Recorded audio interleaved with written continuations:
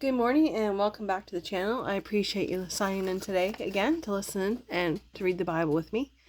So before we begin, here's our prayer. Father, as I read and receive your word, may it deeply be rooted in me, so when difficulty comes, it will be your word that encourages and strengthens me. So we're still in the book of Numbers. We're going to start with chapter 5 today. Purity in Israel's camp. The Lord gave these instructions to Moses. Command the people of Israel to remove anyone from the camp who has a contagious skin disease or a discharge, or who has been defiled by touching a dead person. This applies to men and women alike. Remove them so they will not defile the camp where I live among you. So the Israelites did just as the Lord had commanded Moses and removed such people from the camp. Then the Lord said to Moses, "Give these instructions to the people of Israel. If any of the people, men or women, betray the Lord by doing wrong to another person, they are guilty.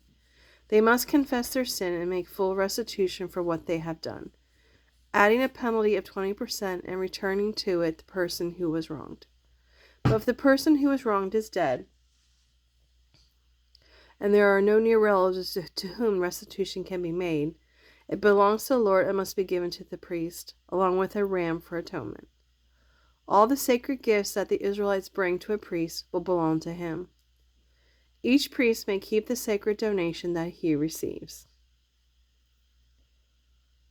Protecting marital faithfulness. And the Lord said to Moses, "Say to the people of Israel, suppose a man's wife goes astray and is unfaithful to her husband. Suppose she sleeps with another man, but there is no witness since she was not caught in the act. If her husband becomes jealous and suspicious of his wife, even if she has not defiled herself, the husband must bring his wife to the priest with an offering of 2 quarts of barley flour to be presented on her behalf. Do not mix it with olive oil or frankincense, for it is a jealousy offering, an offering of inquiry to find out if she is guilty. The priest must then present her before the Lord. He must take some holy water in a clay jar and mix it with dust from the tabernacle floor. When he has presented her before the Lord, he must unbind her hair and place the offering of inquiry, the jealousy offering, in her hands to determine whether or not her husband's suspicions are justified. The priest will stand before her holding the jar of bitter water that brings a curse to those who are guilty. The priest will put the woman under oath and say to her, "If no other man has slept with you, and you have not defiled yourself by being unfaithful, may you be immune from the effects of this bitter water that causes the curse.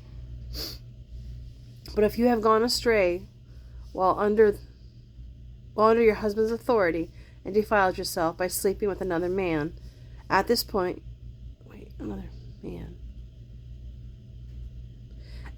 the priest must put the woman under his oath. Then may the people see the Lord's curse is upon you when he makes you infertile. Now may this water that brings the curse enter your body and make you infertile." And the woman will be required to say, "Yes, let it be so." Then the priest will write these curses on a piece of leather and wash them off into the bitter water. He will then make the woman drink the bitter water, so it may bring the curse and cause bitter suffering in cases of guilt. Then the priest will take the... why is this not focusing here? It's not showing the top. Oh well. Sorry, I don't know how else to... Then the priest will take the jealousy offering from the woman's hand, lift it up before the Lord, and carry it to the altar. He will take a handful as a token portion and burn it on the altar. Then he will require the woman to drink the water. If she has defiled herself by being unfaithful to her husband, the water that brings a curse will cause bitter suffering. She will become infertile, and her name will become a curse word among her people. But if she has not defiled herself and is pure, she will be unharmed and still be able to have children. Excuse me. This is the ritual law for dealing with jealousy. If a woman defiles herself by being unfaithful to her husband, or if a man is overcome with jealousy and suspicion that his wife has been unfaithful, the husband must present the wife before the Lord, and the priest will apply the entire ritual law to her.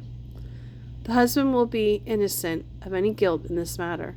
but his wife will be accountable for her sin. Chapter 6. Nazirite Laws.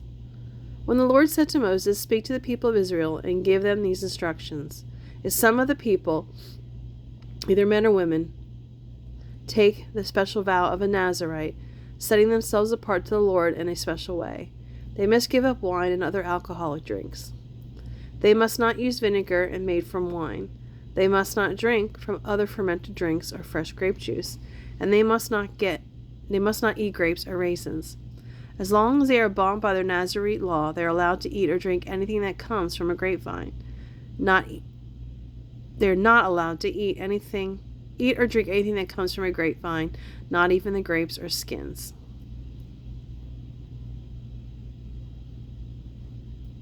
They must never cut their hair throughout the time of their vow, for they are holy and set apart to the Lord. That is why they must let their hair grow long, and they may not go near a dead body during the entire period of their vow to the Lord, even if their own father, mother, brother, or sister has died. They must not defile their hair on their head, because it is a symbol of their separation to God. This applies as long as they are set apart to the Lord. If the hair is defiled because someone suddenly falls dead beside them, they must wait for 7 days and then shave their heads. Then they will be cleansed from their defilement. On the 8th day, they must bring 2 turtle doves or 2 young pigeons to the priests at the entrance of the tabernacle. The priest will offer one of the birds for sin offering and the other for burnt offering.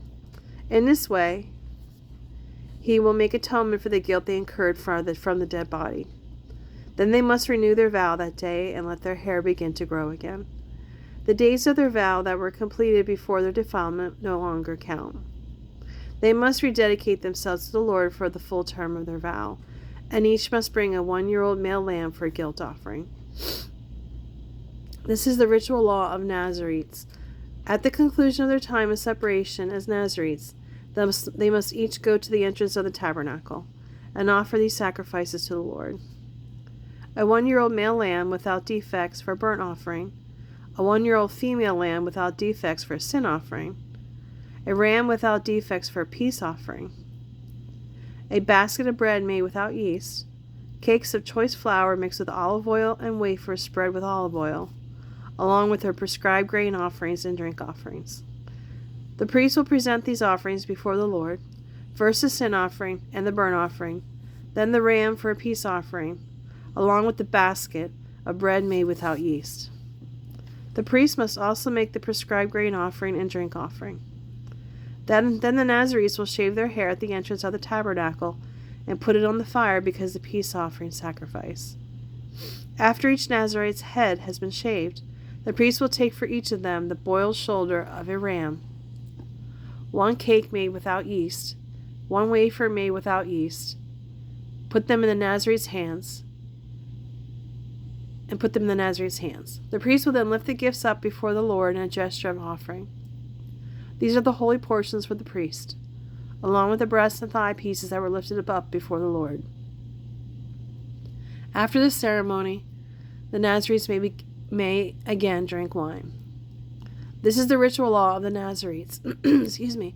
If any Nazirites have vowed to give the Lord anything else beyond what is required by the normal Nazirite vow, they must fulfill their special vow exactly as they have promised.